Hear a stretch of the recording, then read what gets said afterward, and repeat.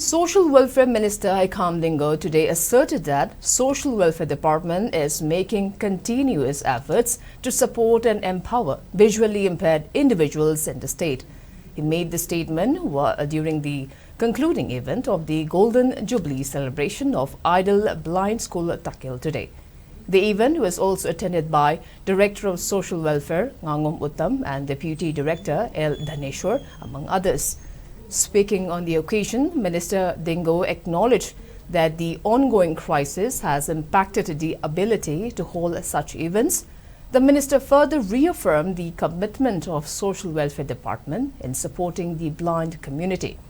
He proudly noted that at least 212 visually impaired students have successfully passed their Class 10 and 12 examinations, marking a significant achievement.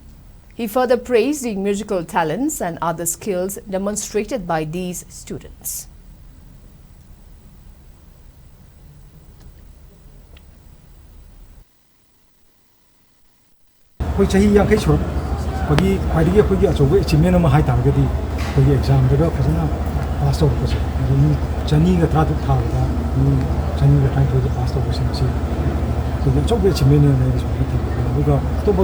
Activities skill development self reliant